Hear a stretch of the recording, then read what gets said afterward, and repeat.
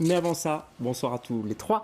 Le stress des examens. Moi, je m'adresse d'abord au directeur d'école. Bonsoir, Bonjour, Marc bonsoir, Gouy. oui. Vous êtes directeur d'une petite école qui ne se situe pas très loin d'ici, Oui, d'ailleurs. une petite école, 600 élèves quand même. Ouais, c'est Donc, c'est déjà pas mal. Oui, j'ai dit petit, c'est déjà pas vrai. mal. C'est déjà Voilà. école primaire, en tout cas, c'est ça que je voulais dire, Marc Bouy. CEB, c'est des lettres qu'on entend tout le temps, Oui. des expressions comme ça. CESS, CE1D, CE2D, je crois aussi. C'est pas générateur de stress, toutes ces expressions. Tout à fait, cette période. Je sais pas mal rigoler à côté de vous, mais c'est vrai, quoi. Oui, tout à fait, cette période-ci particulièrement, depuis Pâques, on remarque une inflation justement dans les médias, dans Oui. les journaux, justement de tout livre d'exercice qui vise à justement rendre normalement les élèves plus performants, leur éviter un échec éventuellement. Et effectivement, ça génère auprès des enfants, des enseignants, des parents, une dose de stress assez conséquente. Et même sur Internet maintenant, parce qu'on peut Tout à faire fait. des examens blancs, je crois. Oui. C'est la grande mode maintenant. C'est vrai que ces expressions, elles sont courtes, elles sont froides, elles sont déshumanisées, j'ai l'impression, Charlotte. Quelles expressions? Les expressions CEB, tout ça. Ben oui, c'est des certificats qui visent à uniformiser et à voir un petit peu où la personne se situe par rapport à l'ensemble de la population, on va dire. Et donc je pense que ça participe également à de l'anxiété parce que effectivement on peut se comparer à grande échelle. Ouais.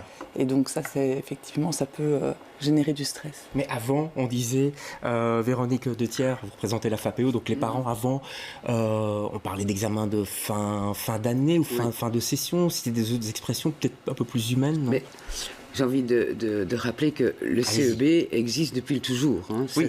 C'est le certificat d'études de base.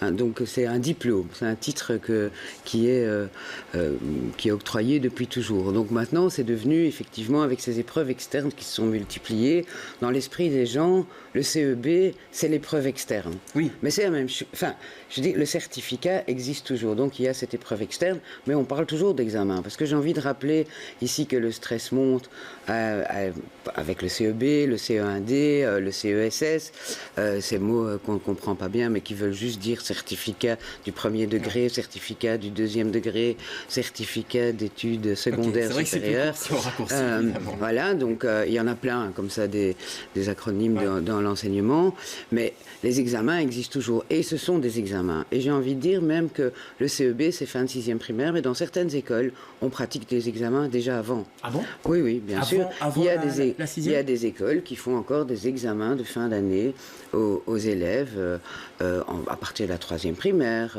C'est le cas chez vous, Marc Bouy, je Alors, vois acquiescer. chez nous, on pratique énormément l'évaluation formative. Donc, en soi, l'évaluation formative ne veut pas dire systématiquement avec des points. C'est une évaluation qui permet de voir où l'enfant se situe et de pouvoir remédier à certaines difficultés qu'il pourrait avoir. Donc, en gros, ça permet de remettre le curseur. Savoir où est-ce qu'on en est. Voilà, quoi. tout à fait. Ouais. L'objectif, c'est quand même de le porter le plus loin possible, tout en préservant son bien-être. Et c'est là que justement, peut-être cette période-ci va à contrario de ce qu'on essaie de faire dans les écoles, où le bien-être passe en second plan par rapport justement aux résultats, in fine, qui provoque de l'anxiété. Donc ce mot, je crois, qui dépasse même le stress, c'est l'anxiété qui est communicative et qui peut empêcher certains élèves, ne fût-ce que d'avancer, donc c'est contre-productif. Alors, Charlotte Monchin, c'est vraiment contre-productif, cette anxiété, ça peut bloquer un enfant.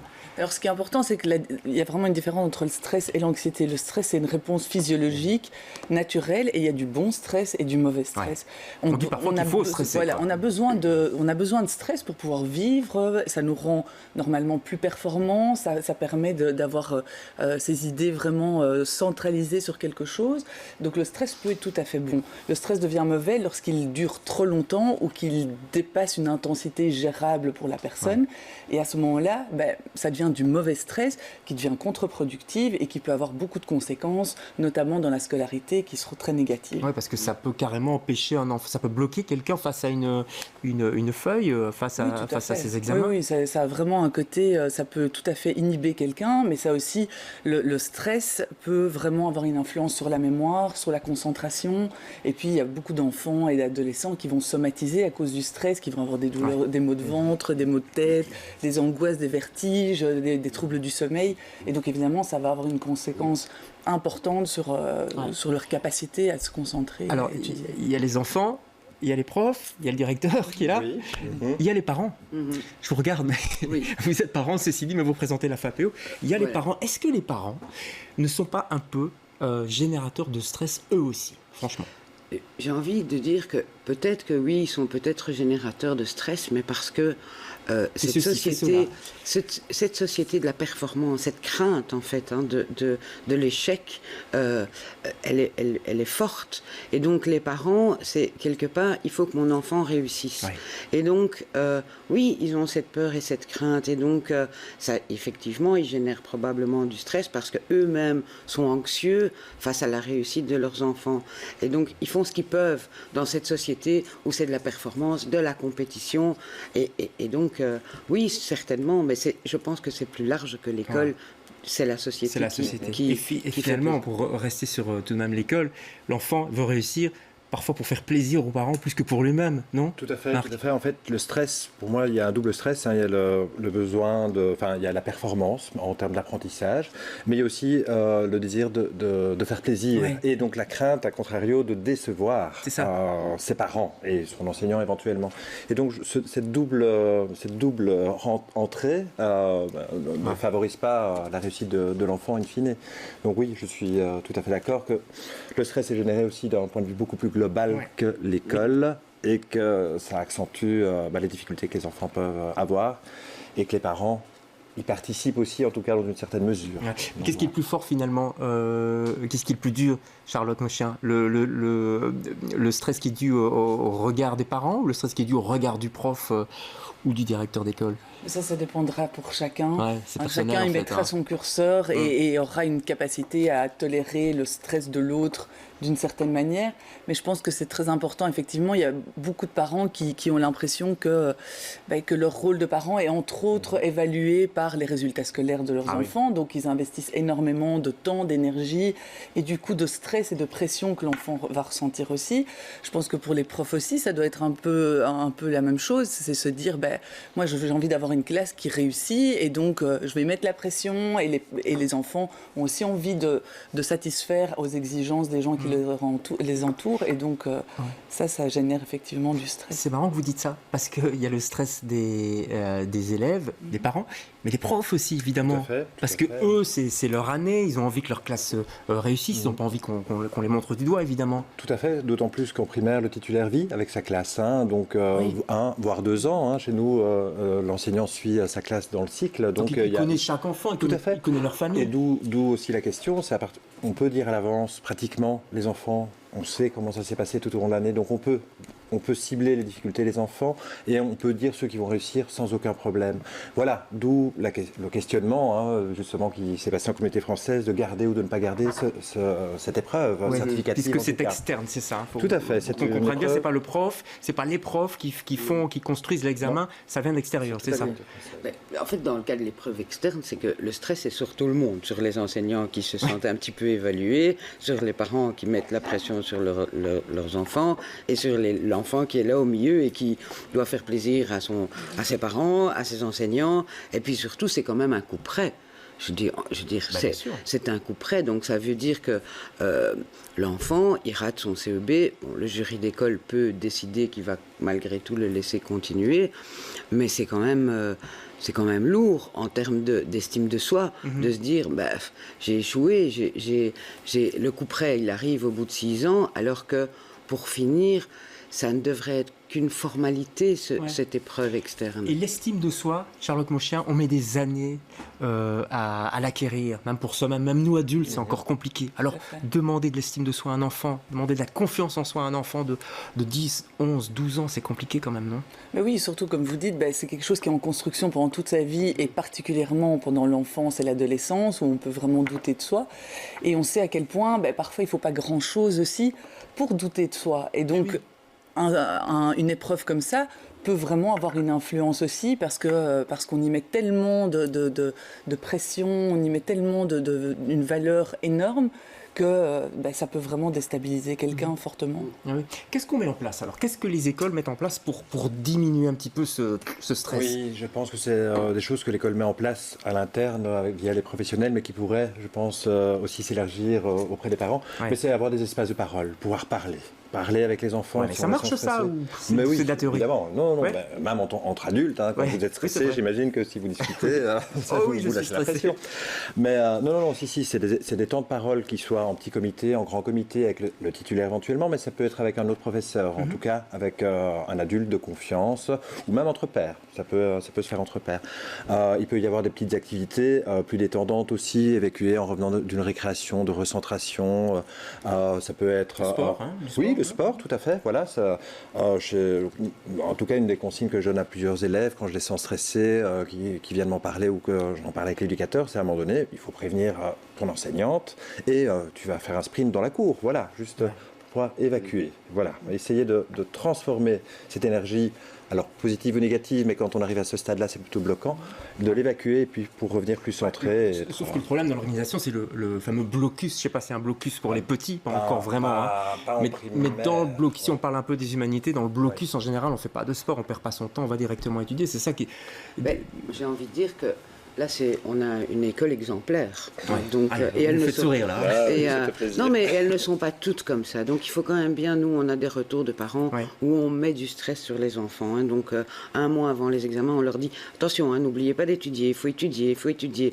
Alors que, en tout cas, pour le fin de 6e primaire, on se dit bah, franchement, ils ont fait en classe. Hein. Donc, je pense que les parents, en tout cas, moi, les parents que j'ai au téléphone, je leur dis calme, zen. Formalité. Enfin voilà, ça va aller, pas la peine, il n'y a pas un blocus à faire. Et en secondaire, alors là, effectivement, il y a une pression qui est mise sur les élèves. Il y a des pratiques parfois dans les écoles où l'élève rentre en première secondaire, on lui dit fin d'année, les points valent le double du travail journalier. Ah oui. Je veux dire, ils ont 13 ans, quoi. Je veux dire, pourquoi est-ce qu'on met toute cette pression sur ces enfants? Donc effectivement, les enfants, ils reviennent à la maison en nous disant maman, on m'a dit que si j'étudiais pas un mois avant, ça n'allait pas aller, qu'il y avait X enfants qui allaient rater. Donc on leur met, je dis pas que c'est dans toutes les écoles, mais il y a quand même encore cette pratique de mettre cette pression sur les examens. C'est vraiment fort ancré encore dans le système scolaire. Une bonne grosse pression. Une quoi. bonne grosse pression. Ouais. Donc Et, voilà. et l'esprit de compétition, les points. Depuis tout petit, on met des points. On en met moins maintenant, je crois. On en met moins. ouais. Et par rapport. Donc là, il y a quand même pas mal de choses qui ont évolué, je Oui, pense. franchement, Donc il n'y a plus de classement. Hein. Entre écoles, déjà, il était même interdit de faire un classement des CEB à l'extérieur. Je me souviens que quand moi j'étais petit, on distribuait le bulletin du premier meilleur, au dernier, voilà, oui, au dernier. alors, Ça, c'est plus du tout le cas. Dans beaucoup d'écoles, il y a des réflexions qui sont en cours sur justement, est-ce qu'on continue à mettre des points, on les supprime, on essaye de... Voilà, on arrive dans l'évaluation plus formative, justement. Alors, ce n'est pas encore partout pareil. En tout cas, je pense qu'il y a une tendance qui va justement par le fait de diminuer justement cette pression des points. C'est lent, hein, j'ai l'impression, parce que depuis le temps qu'on en parle... 150 000 personnes, je pense. Oui, il faut bouger Voilà, tout ça, il faut c'est ça. secouer, faut secouer le cocotier. Mais les points, c'est nécessaire pour la construction d'une personne. Je pense pas, mais là ça reste mon opinion personnelle. bah. Je pense pas que ce soit nécessaire, mais je pense que l'humain se met relativement naturellement en compétition. Si c'est pas à l'école, ce sera dans les activités extrascolaires, ce sera dans le sport, ce sera. C'est Donc, naturel il y a- chez l'homme, chez l'humain? Je pense que oui. Je pense que de manière naturelle, les gens se comparent, se mettent peut-être pas en compétition, mais en tout cas se comparent, essayent de s'évaluer, évaluent leurs valeurs, évaluent leurs compétences en fonction des autres, du groupe dans lequel ils évoluent. Et donc, voilà, 100 points, je pense qu'à mon avis, il y aura d'autres choses qui vont se mettre en place du même ordre. Oui, Alors parce que maintenant, si- là, c'est induit par des adultes, et donc c'est peut-être pas tout à fait adapté aux classes d'âge de chaque enfant. Mais voilà. C'est vrai que si on met pas de points, on va mettre autre chose. On va mettre des vignettes, des petits dessins, ça revient même, non? Non, on est beaucoup plus fin dans les phrases, oui. Il y a des allez-y. pistes, il y a vraiment des pistes, hein, et je pense que les écoles fondamentales sont vraiment en train de bouger, notamment des portfolios. Il y a vraiment des pistes et des choses qui changent, et je pense que effectivement, les enfants peuvent se mettre en compétition, mais il y a une compétition qui peut être saine et une compétition qui peut être malsaine. Et cette compétition qui est actuellement dans les écoles, elle est souvent malsaine parce qu'elle vient de l'adulte. Ouais. et elle est durement vécue par des enfants qui sont mauvais dans l'une ou l'autre matière, et qui sont ciblés parfois dans les classes. Enfin, ça existe encore. Donc je pense que ça évolue, mais ça évolue doucement. Je dirais que c'est pour les petits. Il y a du changement, mais dès qu'on aborde l'enseignement secondaire, là on commence... non, et puis ne parlons pas de l'enseignement supérieur, mais comme ça on les prépare à l'enseignement supérieur. En fait c'est ça, c'est un peu ça, et c'est ce qu'on leur dit. C'est grave, monsieur le directeur, de ne pas être bon à l'école? Non, il faut viser l'épanouissement global, il faut regarder une progression. Donc être bon, c'est quoi être bon en fait, hein? On est multiples, on a différentes intelligences, et donc il faut que l'enfant se sente bien. C'est une des premières choses quand j'inscris des élèves dans l'école. Le premier objectif, c'est que l'enfant aime venir à l'école. Et donc s'il y a une compétition, si c'est une émulation, pourquoi pas, mais si elle occasionne des conflits et des tensions, on va perdre une partie des élèves, et donc ça, on se bat contre ça en tant que professionnel. C'est d'abord viser l'épanouissement de l'enfant, et après on vise les apprentissages. Si on ne passe pas par là, alors on fera des dégâts. Je vois madame de la FAPEO qui boit vos paroles. Oui. Mais il est bien ce directeur. Allez, merci à tous les trois. On va quand même souhaiter bonne chance à tous les enfants qui passent leur CEB. C'est la semaine prochaine, je crois. C'est sur 3 jours.